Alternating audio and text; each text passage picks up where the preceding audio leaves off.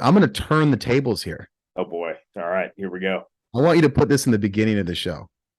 So if you're listening to the recorded version, this is actually at the end of the interview, but I want this in the beginning because I want to talk a little bit about you. I'm gonna turn the tables here.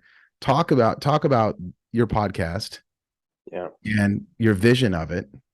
Mm-hmm. You're very good at it. I've had a great time here on the show. It's been a great interview. Talk a little bit about the vision of what we're doing here because it's freaking sweet, Will. Yeah. Well, the podcast is Legacy Minds.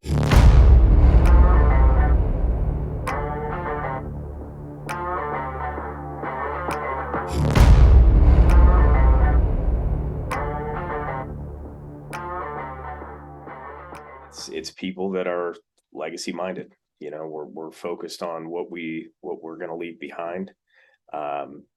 Versus what's happening right here and now.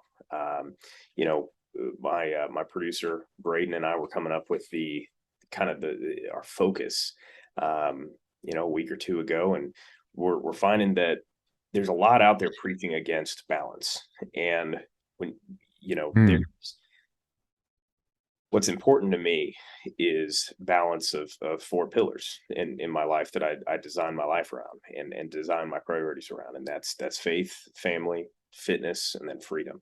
And freedom encompasses a lot of things from entrepreneurship to finances to location, and cultural and political views. Really what we want to do is just, we want to have those conversations and have those conversations with like-minded people and provide just another support system for people who do want to find that balance and find success in balance of their life.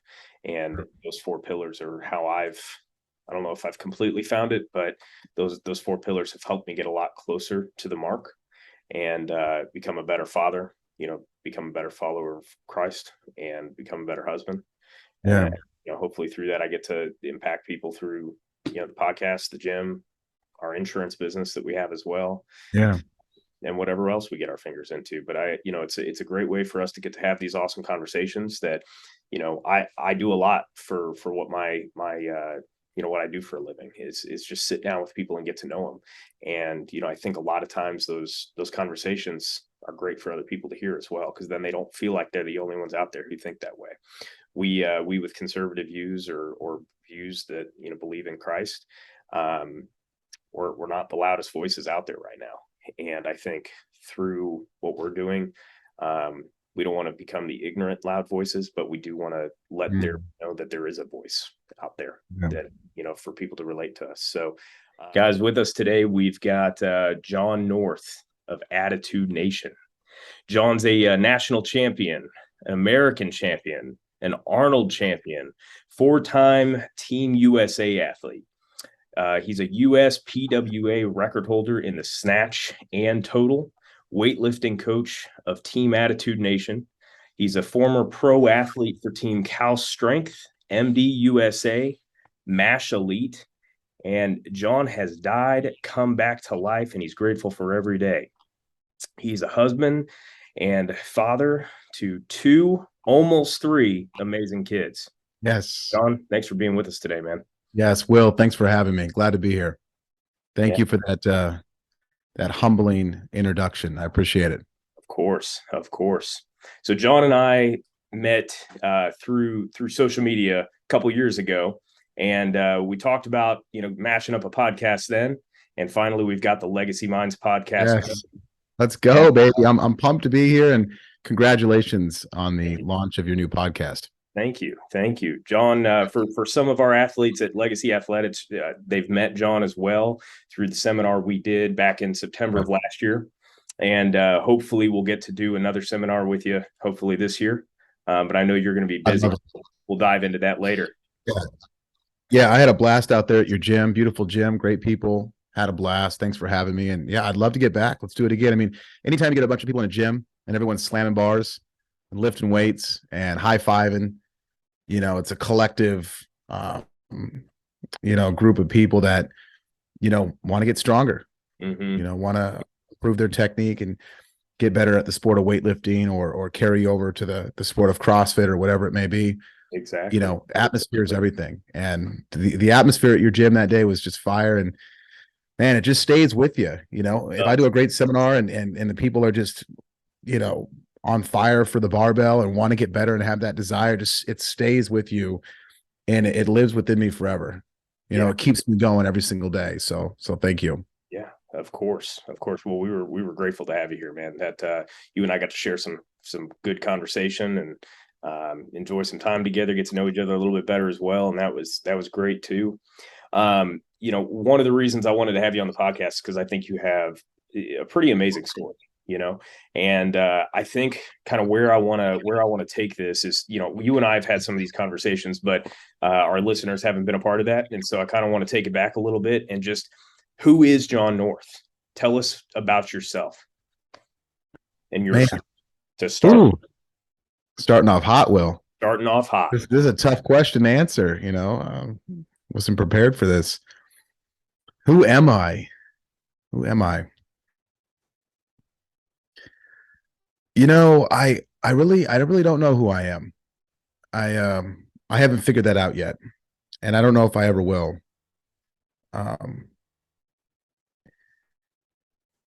and I think that's why my life changed when I accepted Jesus and became a Christian in 2016, because I struggled my whole entire life with identity and figuring out who am I? Mm-hmm. What am I supposed to be doing? And I've battled insecurity and depression and drug abuse, alcohol abuse for so long of my life. And, when I just laid everything down at the Lord's feet and I said, just take it over, that's when, everything changed. So I don't really know who I am. I know that I love the Lord. I love my family. I love the sport of weightlifting as an athlete and as a coach. Would you have But identified that's about it. Would you have identified as a weightlifter 5-10 years ago? Would that have been your identity, you think? Or did other things define you then?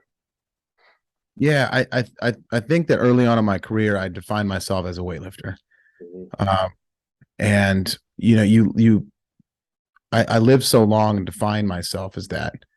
And then it came to a point where, I asked myself, like, is this just who I am? Am I just a walking barbell? Like what, who am I? What am I? Um, and, I was trying at that point in my life to live for myself, be self-made, trying to figure out who I am, like you asked, which is a great question. And now it's just completely different. I don't live for myself. I don't view myself as self-made. Mm-hmm. Now it's like I read the Bible and I just want to know more about who God is.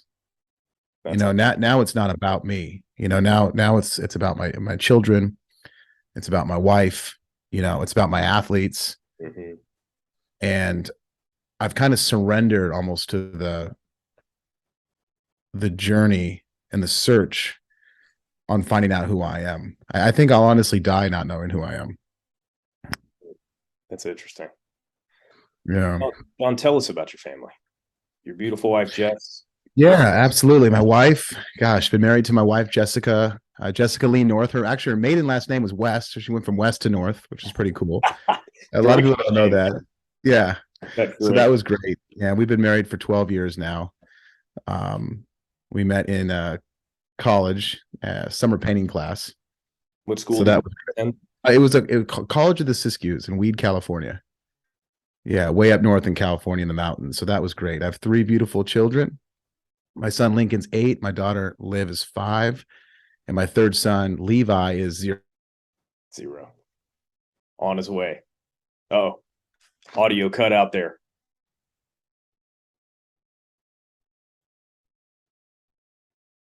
Yeah, your mic cut out. Nothing. Uh-oh. Oh no, it's saying my internet connection's unstable. Hopefully that isn't us. Mic check 2, 2, 2. We're good. We're good. We're okay, back. We're back. No need to edit. Just keep that in. Let's keep it rocking. Keep it Yeah, just keep it authentic. So So Yeah, yeah, three beautiful kids, married, just love my family, and I'm just super blessed. that's awesome. That's awesome. Yeah. John, where'd you grow up? Tell us about that. So I was actually born in Dallas, Texas, and we moved out of Dallas, Texas when I was 5 years old, and then moved to Eugene, Oregon. So I really look at Eugene, Oregon as I I don't know. I don't have any attachment to Dallas, Texas. Okay. I have some memories, but I don't know. Just I don't have my root is Eugene, Oregon. I was raised in Eugene, Oregon. So go Ducks, home of Nike, uh, the South Hills out there. And so I love where I'm from. It was a great place to grow up. I love Eugene, Oregon. It's the best place in the world. Um, I'd live there probably right now, but it's just way too liberal. So I'm not going to raise my kids there. Yeah, when I asked you why you moved to Texas, I had a feeling, but this is before you and I got to know each other more, and your answer was freedom, and I love this. Absolutely. Like, we're gonna be friends. Yeah, freedom, 100%. Yeah, because at the time before we moved to Texas, we were out in the Portland, Oregon area, Okay, out in Central Oregon, kind of just in that area, and it was just a very, very, very tough place to live, sure. especially raising kids. And so, I work from home. My wife's a teacher. We can move anywhere. We can live anywhere we want, which is a blessing. We even thought about going to Hawaii, but you're going from one dark blue state to the next. Right. Plus it's a lot of very expensive to travel because I do a lot of traveling, so that'd be tough. But it was tempting though. We're like, oh, let's go to Hawaii. That'd be great.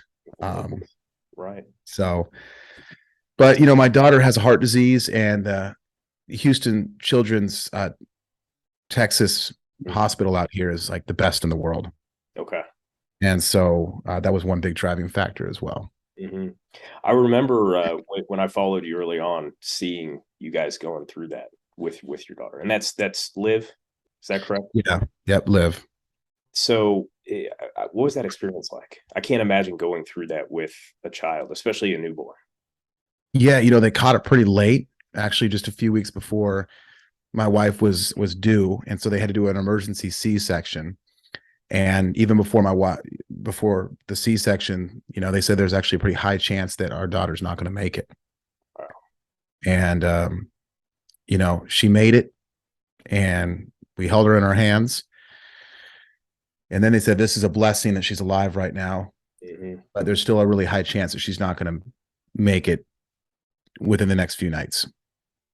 And then the next few nights turned in, well, it could be next few weeks, and then months. And then over time, her heart started to kind of improve. And now she's 5 years old and living life. That's incredible. So yeah, our heart is deformed. So it only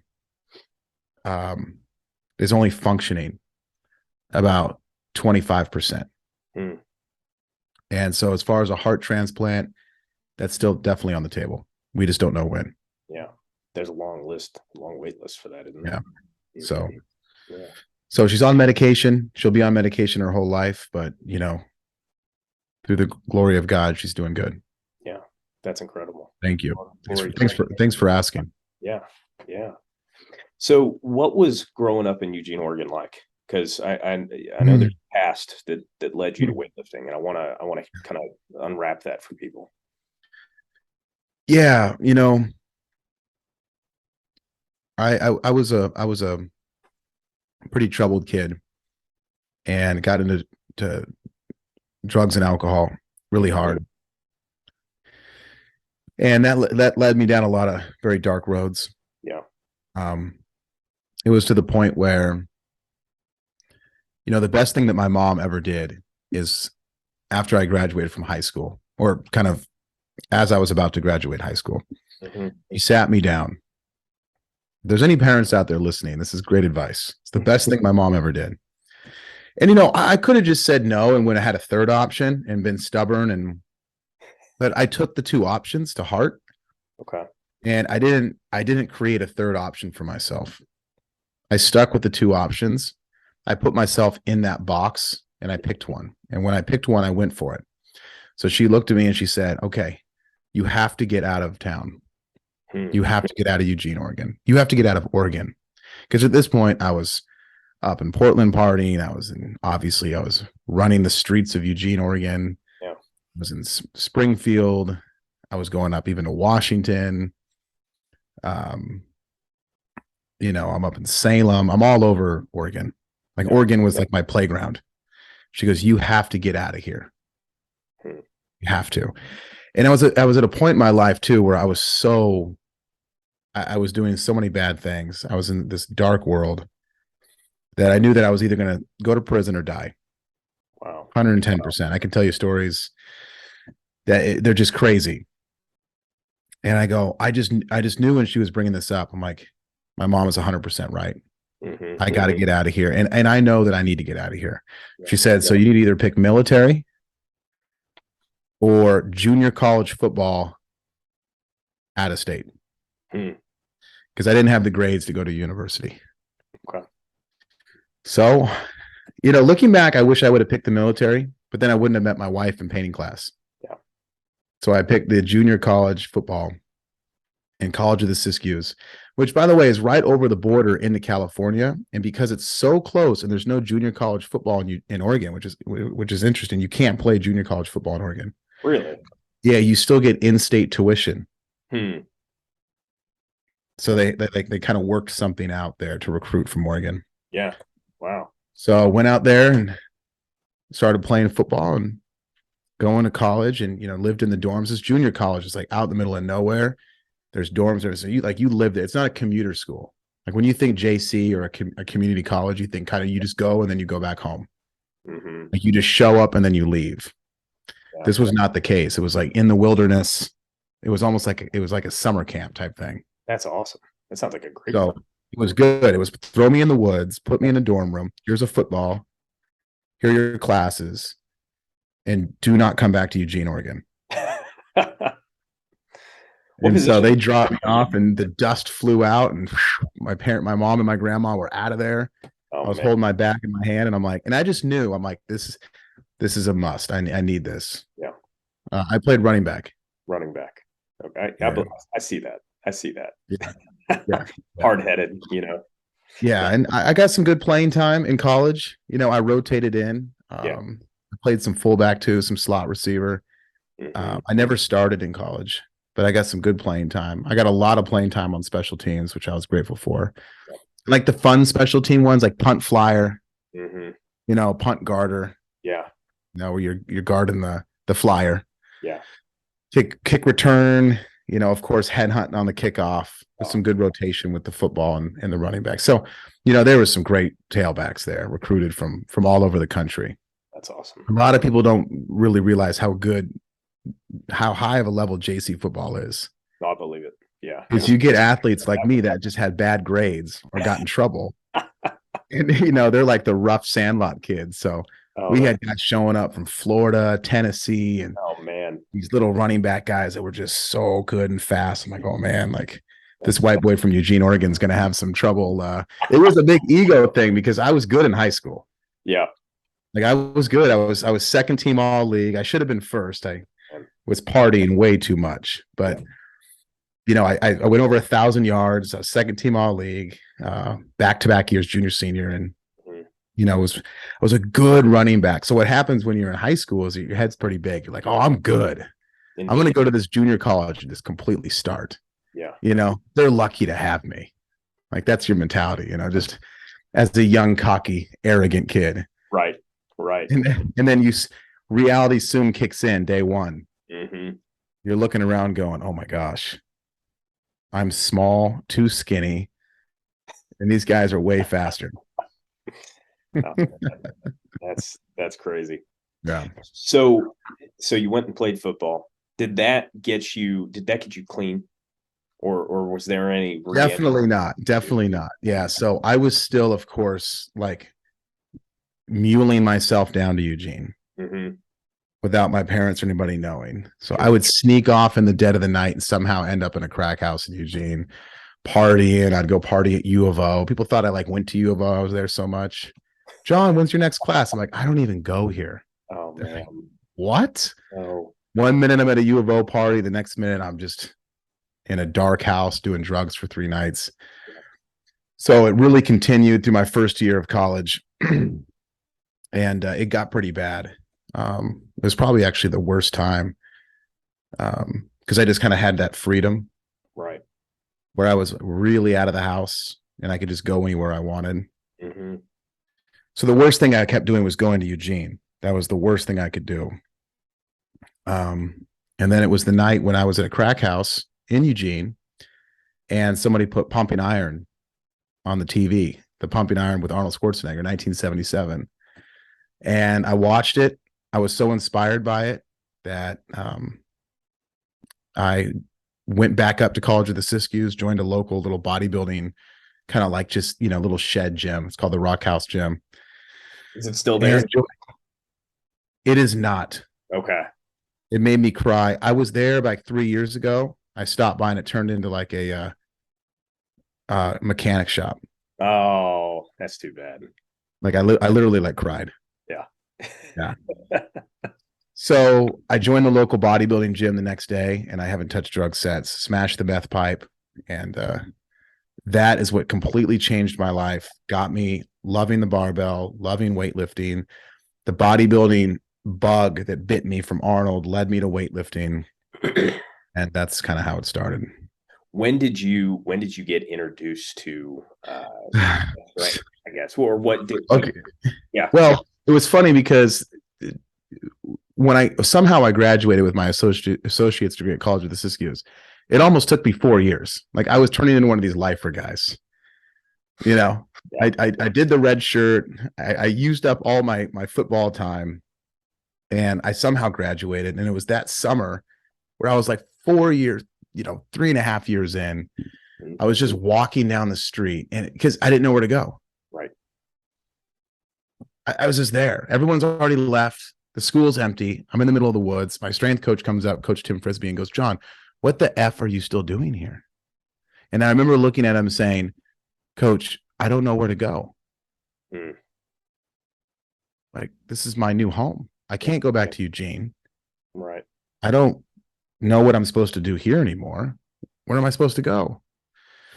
And he goes, "You know what? You're really good at the clean and snatch." He's like, I know the weightlifting coach in Sacramento. And so he drove me out there, dropped me off. And I literally was dropped off at the barbell club, and then he left. Wow. So it's like this pattern, my mom and grandma dropped me off at the school. My strength coach drops me off in Sacramento. I just kept getting dropped further down south.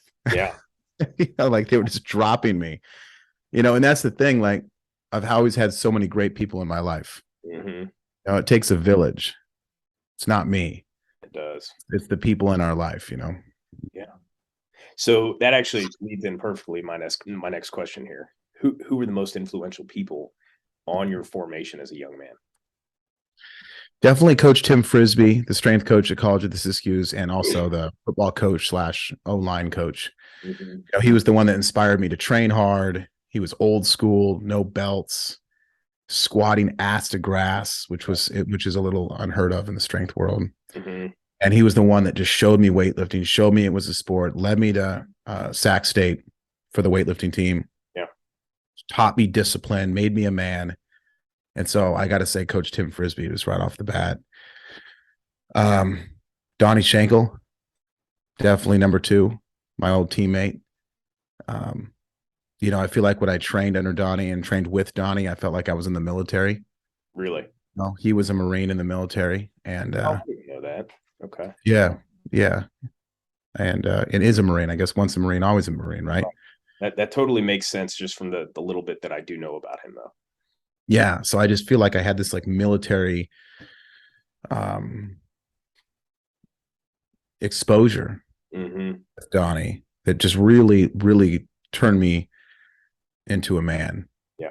Even more than College of the Siskiyous, because at that point I was out of the college bubble with Donnie. So that was kind of like, whoa, I'm no longer in this little college bubble. Right. Like, even though you have freedom in college, you're still in the bubble. Mm-hmm. And I'm out of the bubble. I'm down there with Donnie. It's like, man, this is real life. Yeah.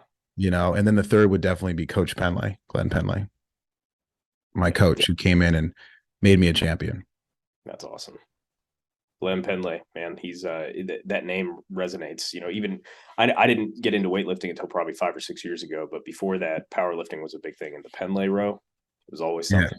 Penley row, look him up, Glenn Penley. He's a legend, and So I didn't do anything myself. I attribute none of my success to me. Yeah. You know, it's like when I would win nationals and win gold medals, I would always put him around Coach Penley's neck and I'd have him wear it. But you know, and he would always try to take it off because he's real humble and he's like, "No, this is yours." I'm like, "No, this is yours." You know, I just did what you told me to do. Yeah. You know, Coach Frizz, I did what you told me to do.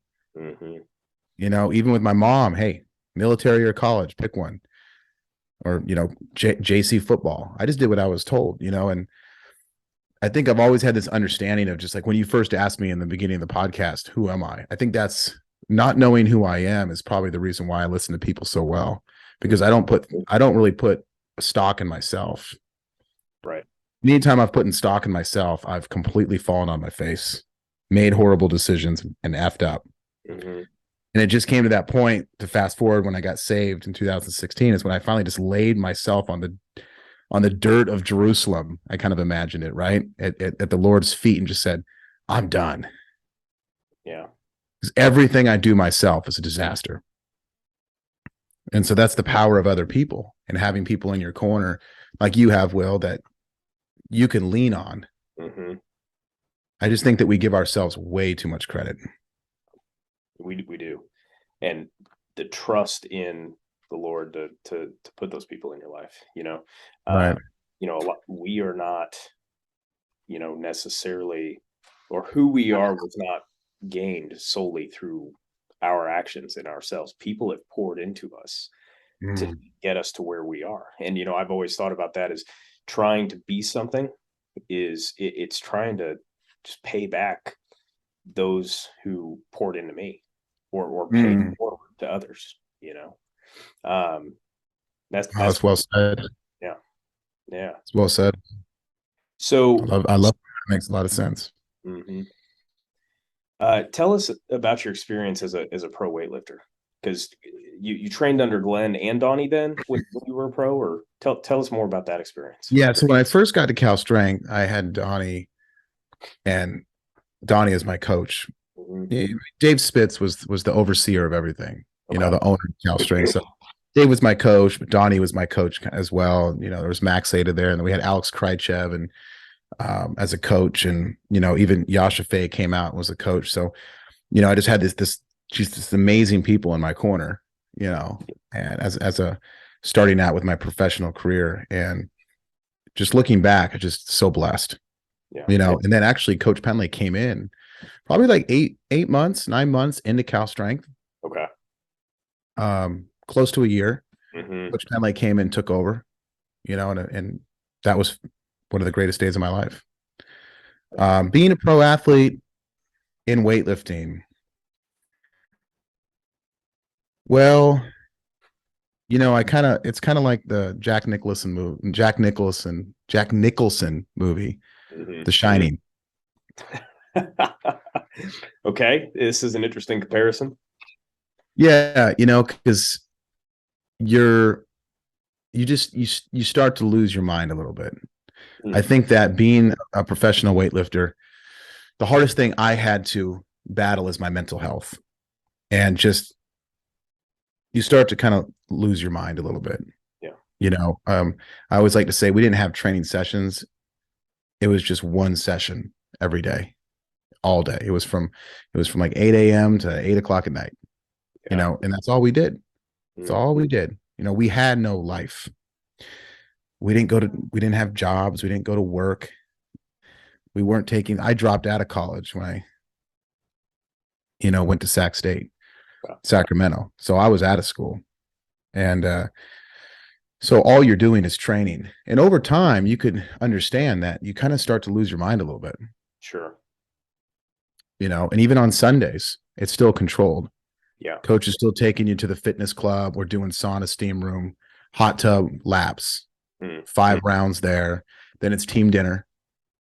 And then it's team meetings. And then it's, you know, off to bed. And then Monday hits. Right. You know, where there's meets that we constantly did on the weekend. So, you know, I just remember having a hard time. You know, I was finding out who I was, or trying to find out who I was at that time. Mm-hmm. But you're so sheltered with the barbell, right, that you have to have an outlet. And that's why I started writing in my blog. That really helped me. Um, you see in weightlifting, a lot of people, the hard training creates a dark cloud. Mm-hmm. And that dark cloud can turn into negativity and finger pointing. I've seen it for so many years. And I feel like I did a really good job of never letting that kind of infect me. Mm-hmm. And being able to write was the one thing that kept my head above water. Mm. So the actual training itself, bring it on. Yeah. I could train all day, every day, and I did. And even though I was in pain and it hurt and it was tough, bring it on. That's the easy part. Yeah. But it's just keeping your mind focused and positive was the tricky part. I think the more we learn about the science behind all this training too, the more we're realizing that it depletes your body and Yeah. it blows out your CNS, your nervous system. And sometimes you just have to recover from that, and the older I get, the more I've been able to see that on my mental state. After a hard training day, the next day, if there's a dark cloud hanging over me, well, why is that? And it's still the discipline of training is important. But this is where it comes down to kind of a balance of training, life, Yeah. play. Oh yeah. Mm-hmm. You said it best too, because we were such a close team. Like me and Jared Enterton, we played Call of Duty at night. Like that was everything. Yeah. Like I can literally attribute multiple different US teams and gold medals to playing Call of Duty. Mm-hmm. If you're thinking like that doesn't make sense, what are you talking about? Well, it does. Like you just got done saying, you got to have that balance. You got to have that shut off where you can kind of escape the world of weightlifting for a little bit. Me and Donnie, we probably put down 2 packs of cigarettes a day. I'll just be honest. So never heard of or haven't heard of many pro athletes smoking yeah. 2 cigarettes a day. Yeah, I mean maybe a pack. Maybe there's probably some days where it was close to 2, but any chance we got, we went outside behind the gym and had a cigarette together, and that was the most important thing I did in my training. The single most important thing I did was smoke cigarettes with Donnie. It elevated my training to new heights. If I had to go back and pick one thing that produced gold medals in weightlifting, it was smoking with Donnie. I'm dead serious. Coach Penlay up in heaven right now. Yeah. I would say almost Coach Penlay's coaching was secondary, but it was part of Coach Penlay. So Mm-hmm. Coach Penlay obviously takes the cake with all my success. But it was Coach Penlay's atmosphere that he created, the world of Penlay, where Penlay was 100% okay, even to a certain extent of encouraging the behind the gym breaks that me and Donnie took. Mm-hmm. Because Coach Penlay knew it was good for me and Donnie to step outside and talk. Yeah. To reflect, to bond, to vent, to express, or just to not talk, feel the air on our face, take some drags of smoke, take a deep breath, and then go back in the gym for more training. Yeah. And I'm not encouraging cigarette smoking. People out there listening can understand what I'm saying and maybe do that same thing with your job or your training with something obviously more healthy. Sure. But there's a balance, and an occasional drink, an occasional cigar. There are people that can't allow any of that, right? They just can't stop at one. But if you can, sometimes a release of some sort like that, as long as it's moderated, it's not necessarily the worst thing in the world. It kind of just allows you to detach from what's going on. Yeah. Because I had the Call of Duty, like you said, I had the Call of Duty. I had the smoke breaks with Donnie, which were so intimate. I wouldn't replace them for anything. And then there's one more thing: the Call of Duty, the smoke breaks. And then the writing, of course, and then my time at Starbucks writing. So those 3 things right there, those 3 things were like my foundation that held up the training. Right. So for anybody listening out there, like my advice would be find like 2 or 3 or 4 things that holds you mentally strong that's going to affect your training in that positive way. Mhm. Find those things. Those were my things. Just killing zombies with Entertain at night on the sticks, smoking cigarettes with Donnie, writing in my blog, and then really just the team atmosphere, like going out and having dinners with the team at Coach Penley's house, going to Costco to eat the samples. Like these things are a must when you're training as hard as we're training. Because I think also too, the hard part for me being back in the day, being a professional weightlifter was the pressure that was constantly weighing on you. Yeah. That was a tough thing for me to handle. Mhm. Of the big meets, of the battles, of the people coming at you, of the haters, of the negativity Yeah. that's being thrown at you, and the pressure of succeeding, but also the pressure of not failing. Mhm. As a young man who was really just coming off a very dark world, that was tough for me. Yeah. Well, and I don't think people realize the strategy that goes into weightlifting, and that it's more than just throwing weight over your head. One, there's thousands and thousands of hours of technical training that goes into this, but then when you're competing, I got my first little taste of it with Gladiator Weightlifting League, back in January, and you just want to do a pound better than the next guy, but there's somebody else puts up one weight, well, time for you to hit the next weight, right? Yeah. Yeah. You soon quickly realize that it's not just for fun anymore. Yeah. Gotta You're win. soon like, wait a minute, I'm making a lot of money. I have a lot of sponsorships.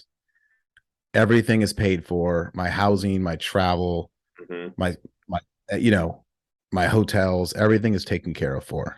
Like you're fully taken care of, Yeah. you know, and all you have, but right, but you have to perform. Right. Like, Mhm. besides a few elites in the country right now, like I don't think a lot of people have experienced that, where Yeah. it's like if you don't perform, you're cut off. Mhm. You know, Yeah. I Yeah. think nowadays there's a lot of athletes who are entitled, saying, "This is how I want it. This is how I feel." Mhm. It's too much. Back then, I was just fighting to stay on the team. I was fighting just to, you know, I didn't want to go back to a crack house. I didn't want to be a quitter. Where would you have ended up if you didn't have the team? If you did. It's tough. That's a great question. I've never had anybody ask that. Like, let's say I got kicked off and I Mhm. could never lift again. Um, having my at the time my girlfriend in my corner though, Jessica, and was a lifesaver for me. So, um, I don't know. Maybe UFC fighting. I would have been a fighter. I always say I should have gotten a UFC, but Hey, your I your don't. brain's probably better off for not doing that. Yeah. Before I joined Cal Strength, though, I signed up for the police academy, Okay. and before I met Donnie at the local meet, and so, but like I signed up for the police academy, and like a week later, I did a local meet, and that's when I met Donnie and got invited out to Cal Strength. So Mhm. I pulled out. So that could have been an option. Yeah. How old were you guys when you were training at Cal Strength? I'm curious as to how much older he Hmm. was than you, if he was even older to be Yeah. a mentor to you, because they always So say men need to have somebody they're being mentored by, somebody that's a peer, and then somebody that they mentee or they mentor as well. right, yeah. So when I got to Cal Strength, I was 23. Okay. Donnie was 26. Okay. Yeah. So you looked up to him just kind of going into it already. Yeah. Perspective. Yeah. So he's a few years older, and and he was lifting a lot longer than he's been lifting a long time before he met me. Hmm. Yeah. That's cool. Yeah. What's the red circle about? Tell us a little bit about that. Well, my wife came up with that. She came up with the logo. It's kind of imitates the 25 kilo plate, Okay. the heaviest kilo plate, which is obviously red. Mm-hmm. And she came up with the logo, and she came up with the company's, saying, which is "Love your life or change it." Mm, Ever since she came up with that back in what, oh 07, 08. I mean, this was before we were at Cal Strength. okay. This was We were hassle free still. Yeah. She came up with it, and we just lived our lives like that. Just love your life or change it. So anything that we didn't love, we changed it. And if we did love it, we embraced it. That's awesome. And that's why we've made so many changes. I'll make a move in a drop of a hat. Mm-hmm. Known to be kind of gypsies. And if I'm not loving it, I'm going to change it right away. Yeah. I'm not going to be a slave to society. I'm not going to be a slave to the world. I'm not going to be a slave to people and different ideas and structures that people build around you. Like me and my wife were always just kind of just Bonnie and Clyde with that. Yeah. Well, I think, it's important to not always chase the greener grass, right? Because you usually find out that the grass is brown on both sides. Yeah, absolutely. But I do think that it's important to also, there's really only one to be loyal to, and that, well, two, I guess, God, family. Yeah, for sure. I think that people get a lot more loyal to things. I love America. I love the American flag, and I'm loyal. But Yeah. at a certain point, when that, if that ever decides to turn on me, that's going to shift. But I know that, worldly things are not concrete. They're not forever. Faith, Yeah. and family are the only things that, that are concrete. So, Yeah. And I think that understanding what you just said, Will, when and trust me, I did not learn this even after marriage. So me and Jess got married in 2011. So we were still pretty young, like we were still kind of like in the semi early days of Cal Strength still. Okay. And so really when this hit me was when my wife came downstairs in 2015 and said, "I'm pregnant." And it was that moment when what you just said, like, just hit me. And ever since then, everything shifted. So you found, or you found out you guys were having a baby in 2015, and you found the Lord in 2016. Yeah. And then shortly thereafter is when you had an experience with death. Yeah, absolutely. Okay. Yeah. And we were in North Carolina when we found out we were pregnant. And then the following week, we put our house on the market and moved back to the West Coast to be by family. Wow. So we were actually paying for an apartment in Seattle while our house was still just sitting there. It took like 5 months to sell too. Whew. So we just left. People are like, "You just left?" I'm like, "Yeah, we just packed up and left." Wanted to be closer to family. Yeah. That's cool. Known to be kind of like gypsies like that. Like you said, like we just knew it was all about family. That's all that matters. And so we're like, let's go back to the West Coast and be by family. What was that experience like with death that you had? Well, I was at the Portland Zoo in 2016 with my son Lincoln, and we were looking at the elephants. My daughter was not conceived yet. And I said, all I remember was, "Honey, I have to go to the restroom." And I turned around, and the next thing I remember, I was in an ambulance yelling at the top of my lungs, "God, I saw God, I saw God, I saw God." Wow. And so I guess my wife told me, interesting enough, like I always visualized myself falling when I had my cardiac arrest, like just kind of, falling over like a tree. Sure. But she said that I stopped, sat on my bottom for like a good solid 3 seconds. And she was just looking at me like, "Babe," it'd be weird. Like, Will, like if you were just like, "Hey, babe, I gotta go to the restroom," and then you just sat on your bottom, your wife would be like, "Will, what are you doing?" What's going on? Yeah. Yeah. And I was just looking straight. I had and then she said I just laid back on my back. Wow. And that's when I just died. My heart stopped for 60 minutes. And luckily, I had my cardiac arrest at the Portland Zoo, probably the single best place you could have a cardiac arrest. I mean, it's right next. I mean, we're talking a stone throw away from The hospital's a stone throw away from the Portland Zoo. It's like next door. Yeah. And of course, we're at the Portland Zoo, so there's police officers there, there's the medical team there, there's the full staff there, like they're ready for something like this. And so they ran down and started shocking me, giving me CPR. And that's why I'm not brain dead, is because I had CPR given to me like very quickly. That's good.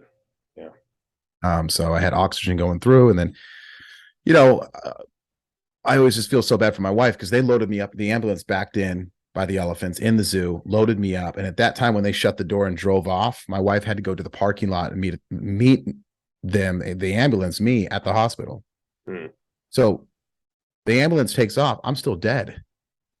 So my wife's sitting there with Lincoln, our son, and she's just like, she doesn't know what's going on. Right. So as she's driving to the hospital, most likely I'm just dead. Mm-hmm. And that's when I woke up in the hospital saying, I saw God, I saw God. That's when I woke up. Wow. It was 16 minutes. 16 minutes.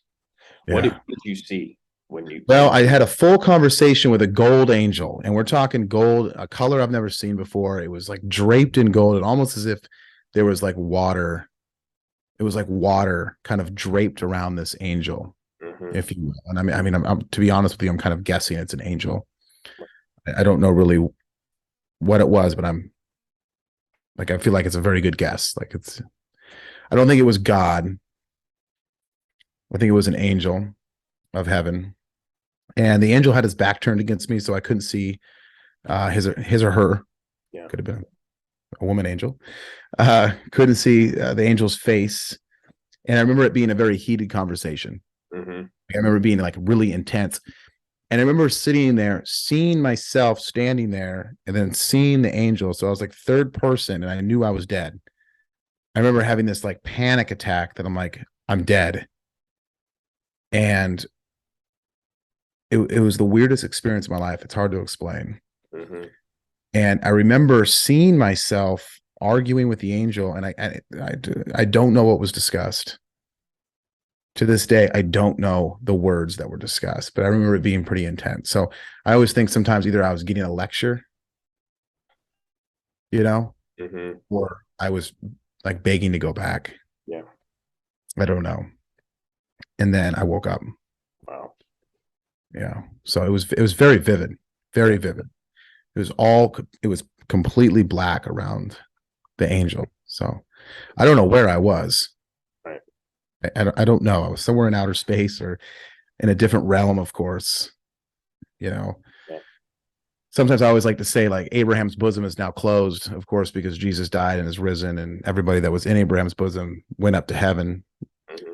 And Jesus went into Abraham's bosom, of course. And so I always like to think that I'm like, maybe because Abraham's bosom is now closed and empty, I'm like, maybe that's where they took me to have that conversation. Like I was in the old Abraham's bosom, just, like, no one's here, but let's have a conversation. I don't know, maybe, but who knows?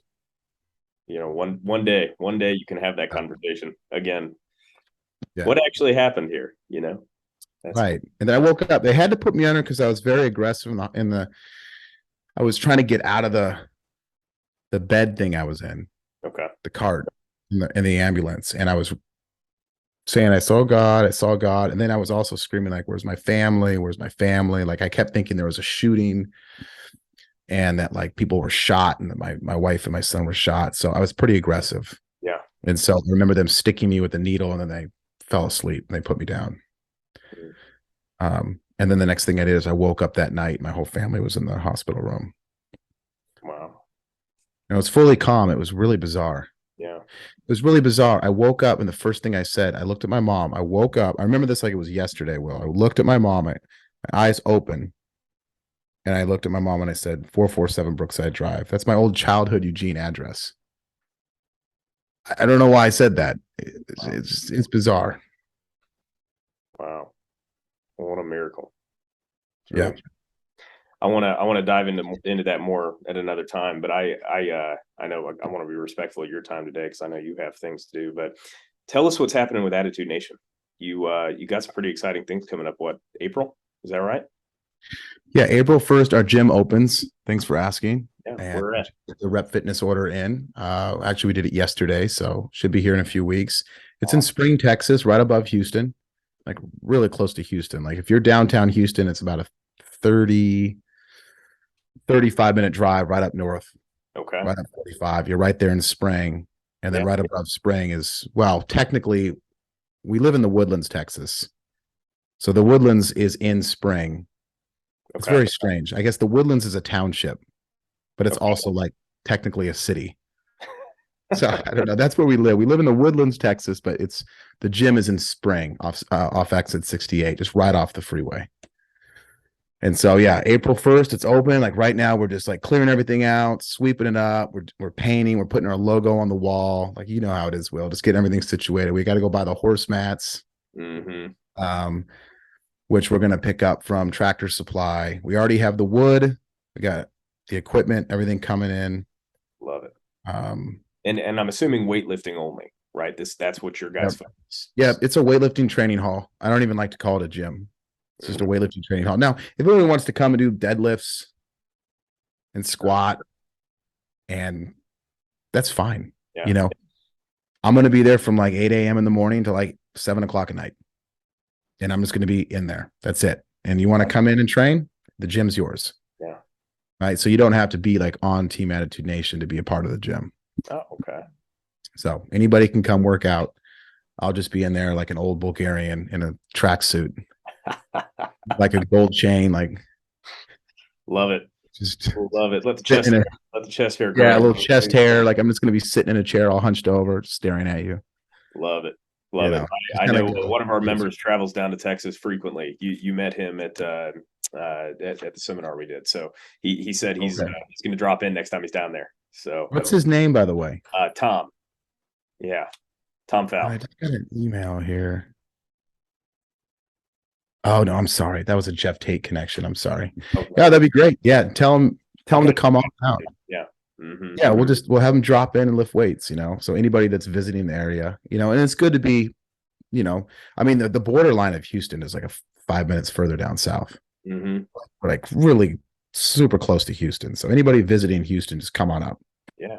Come on up and drop in. Yeah. Love it. Well, we'll be excited here for the next Attitude Nation Legacy Athletics collaboration. One question I had for you is what's your favorite Bible verse right now? Oh gosh, what a great question, by the way. Thanks for asking that. I love that question. You know, it's not asked enough, you know. I like how you said right now too. That's an interesting question. Shifts with life. And you're like Joe Rogan. You dive deep. You pull the curtain back, Will. You're pulling. I like that. I don't know if I can be compared to Joe Rogan yet, but I'll take that as a compliment. I'm telling you, $20, he's going to find Christ. He's so close. I think you're right. I think he's getting really close, to be honest. Because I like that. Like it's such a good question because like all time, my favorite Bible verse is Genesis 1:1. And Genesis 1:1 is really what led me to being saved because I had so many questions and I kind of doubted and I let the unknown of not understanding be a barrier between accepting Christ. And then when my pastor one day in church said, Genesis 1:1, God created the heavens and the earth, period, verse 2. Like, that's how the Bible starts. It's the greatest intro to any, I don't even want to say book because the Bible is not just a book, it's the book. Right? But it's just, that's how it starts. That's amazing. And he goes, if you truly believe that with all of your heart, the first sentence of the Bible, everything else is cheesecake. It states it. That's all you need. Cheesecake. And then I'm like, all of that, those questions and needing proof and seeing and doubt just crumbled right in front of me. And then on the other end of that wall was just Christ. Yeah. And I was like, ran and hugged him. Yeah. So Genesis 1:1 is definitely my favorite. Right now, man. Are you looking down at your arm there? I'm looking at my arm. I'm right there with you. Right there with you. Yeah. Love it. You know, I just got Judges 16:30, and that's when Samson said, Lord, take it down. You know, when he was the Philistines had him chained to the pillars. Yeah. and they gouged his eyes out, and they were gonna, you know, he was captured, Hmm. and he just, he looks up to the Lord. I mean, I guess mentally, not physically, because his eyes were gouged out. He just said, "Lord, take it down." You know, you know. To me, the Samson story, and I get emotional even talking about it, is Hmm. to me it was like Samson saying, I mean, it really wasn't like it is Yeah. when Samson basically said, "God, I want to come home. Yeah. Like I'm ready to come home.